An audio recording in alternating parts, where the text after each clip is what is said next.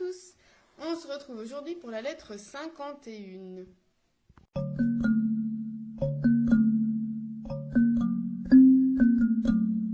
Dans cette lettre, Sénèque fait le procès de la ville de Baïe, là où il s'est rendu un jour, mais il a fui le plus vite possible, parce que, dit-il, la luxure y a élu domicile. Bien sûr, il l'a déjà dit, un sage peut vivre partout, mais il y a des lieux qui lui conviennent mieux que d'autres. Et comme pour le corps, eh bien, nous devons choisir un lieu saint pour nos mœurs. Il dit, je ne voudrais pas vivre dans un quartier de bourreau, ni un quartier de taverne.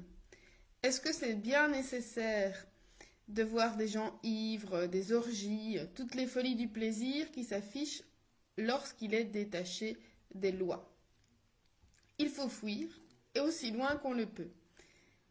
Il faut endurcir notre âme et la garder loin des plaisirs. Donc la fréquentation de ces lieux n'est vraiment pas bonne pour notre âme. D'ailleurs, il donne l'exemple de Hannibal, donc, qui a traversé les Alpes pendant les guerres puniques. Lui, alors qu'il passait ses quartiers d'hiver en Campanie, eh bien, ça lui a porté préjudice parce qu'il s'est vraiment laissé aller, alors que lui, mais justement, c'était quelqu'un d'assez endurci. Et il dit, en latin, armis vicit, vitis victus est. Il a vaincu par les armes, mais il a été vaincu par ses vices. Et nous aussi, nous sommes en guerre, c'est pas la première fois qu'il le dit. C'est hier, je pense, c'était hier, dans la lettre d'hier, où il disait qu'on était en guerre et qu'il fallait se préparer. Non, avant-hier. Et donc nous aussi, comme nous sommes en guerre, nous devons nous battre sans trêve ni repos. On ne verrait pas justement un grand général en pleine bataille s'arrêter pour prendre un bain chaud, il n'est pas question. Mais nous, c'est la même chose. Nos premiers ennemis sont les vices. Et il ne faut rien accorder à la sensualité et à la mollesse. Il dit, moi, je n'en ai rien à faire des bains d'eau chaude, le sudatorium, comme on faisait à l'époque, qu'on peut assimiler à des saunas. Il dit que la seule sueur devrait provenir du labeur.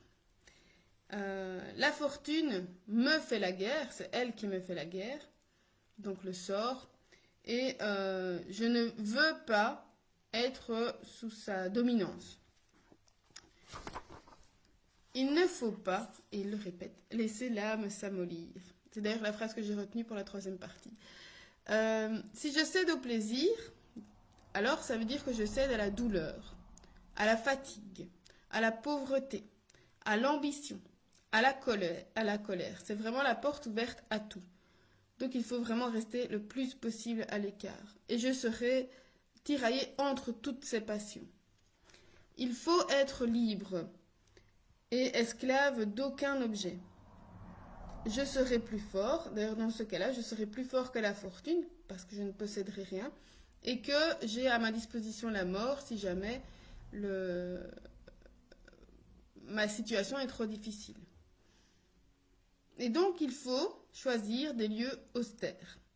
Cela endurcit l'âme, comme les sabots des bêtes de somme qui marchent sur des sols rocailleux. Alors si on les fait marcher sur des sols meubles, mous, eh bien leurs sabots sont tout mous, et donc dès qu'ils vont rencontrer un caillou, ben, ça va les blesser. Alors que celles qui sont habituées, on les sabots bien durs, et donc ne risquent pas de se blesser. Il dit, les meilleurs soldats viennent des terres rudes, et l'homme de la ville, lui, est paresseux. Ceux qui passent de la charrue aux armes, donc ceux qui travaillaient dans les champs avant de rejoindre l'armée, sont les meilleurs, car les plus endurcis, et ne craignent pas la douleur comme d'autres pourraient. D'ailleurs, il dit les parfumés, donc ceux qui ont l'habitude de vivre la belle vie.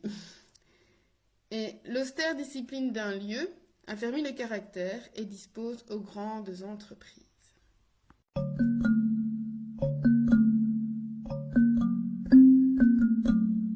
La phrase donc que j'ai retenue, d'habitude je la prends dans le dernier paragraphe, mais ici, ça voilà, ne fonctionnait pas trop, donc je l'avais repris au-dessus. Non est emoliendus animus. Donc cette phrase, évidemment, si vous lisiez la lettre, vous en choisiriez peut-être une autre. Mais voilà, c'est celle que j'ai choisie. Donc l'âme ne doit pas être amollie, ramollie.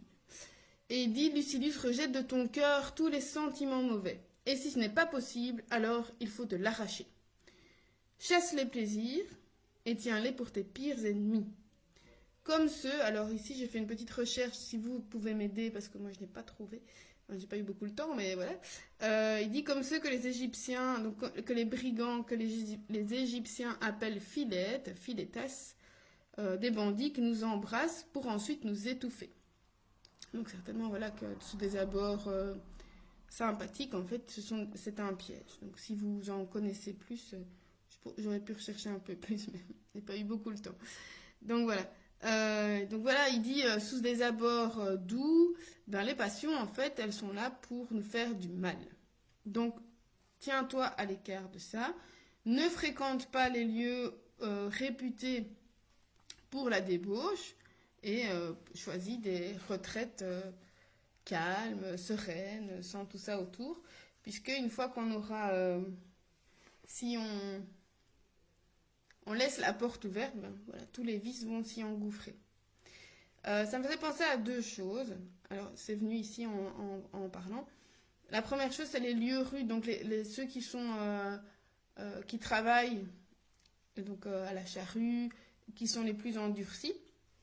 Ça me faisait penser, évidemment, à la jeunesse qu'on peut avoir. Alors, je ne dis pas que j'ai eu une enfance malheureuse, loin de là.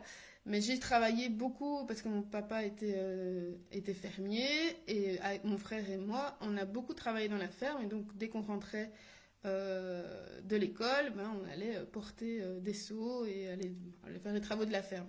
Et je m'en suis rendu compte hier ou avant-hier, je faisais des travaux dans le jardin et je me rendais compte que j'avais des mains de citadine. Parce qu'à l'époque, j'avais effectivement des durions au doigt, à force de porter les seaux. Et voilà, et je me dis que tous les enfants ne vivent pas ça. Alors il y a des enfants qui travaillent eux. Hein. Bon, on sait bien qu'il y a encore malheureusement des enfants qui sont exploités et qui travaillent pour faire gagner de l'argent à leur famille et tout ça. Et certains qui ne gagnent même pas d'argent, qui n'ont pas le choix. Bref, pour dire qu'on n'a pas à la fois la même éducation, mais qu'on ne vit pas la même vie. Voilà, je vois bien mes enfants maintenant, même si on fait en sorte de les faire travailler un peu, c'est pas du tout la même chose que les enfants qui vivent dans une ferme et qui sont tout le temps au travail.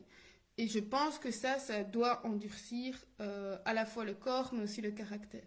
Je crois bien. Et la deuxième chose, c'était sur les lieux de débauche, justement. Expérience personnelle, encore une fois. Donc j'ai fait mes études dans une ville universitaire qui, alors pour certains, peut paraître un lieu de débauche parce que les étudiants sortent beaucoup. Et ce fut mon cas. Je suis beaucoup sortie, peut-être un peu trop, mais bon, voilà, on ne reviendra plus 20 ans en arrière. Mais tout ça pour dire que le caractère, donc la prédisposition de la personne fait qu'on va tomber, on va dire, dans ces excès ou pas. Parce que voilà, moi j'ai réussi mes études et donc je suis beaucoup sortie, mais j'ai quand même travaillé à côté. Mais j'ai une amie qui a fait ces études-là et qui n'a absolument pas participé à la vie étudiante et qui s'en porte pas plus mal du tout. Voilà, c'était pas son truc, ça n'intéressait pas. Et puis il y en a d'autres qui, au contraire, vont plus tomber vers le penchant négatif et qui vont mettre la priorité sur la fête et tout ça au lieu de se rappeler qu'on est là pour étudier quand même. Donc voilà, effectivement, il y a des lieux qui sont plus propices que d'autres si on a des prédispositions, je dirais. Je ne sais pas ce que vous en pensez. Voilà, ça me faisait aussi penser à il y a des villes comme ça. Je pense que c'était au Mexique. J'avais vu une fois un reportage où c'était des Russes, je pense, ou des Américains, bref, des jeunes gens qui avait un voyage organisé pour aller au Mexique et le but c'était de se prendre les plus grandes cuites du monde voilà, en très peu de temps. D'ailleurs, les voyages étaient organisés de sorte qu'ils avaient de l'alcool tout le temps en suffisance. Et puis voilà, le but c'était de passer 4 jours complètement ivre pendant tout le temps. Et le lieu était fait pour ça. Voilà. Bon. Que faut-il en tirer comme conclusion? Que, bah, évidemment, si on va là-bas, je pense pas que c'est pour bronzer sur la plage tranquillement ou aller faire de la randonnée. Bref. Si vous avez des idées sur Philetas, je suis preneuse et voir, ben voilà, est-ce que vous êtes d'accord avec moi qu'il y a des lieux plus propices que d'autres? Où est-ce qu'on peut résister et où est-ce qu'on peut se dire, ben non, ben, j'ai pas besoin d'aller là-bas, je peux choisir un endroit beaucoup plus calme, si je veux partir en vacances par exemple, ou changer d'air. Alors on se retrouve demain. D'ici là, portez-vous bien ou à l'été.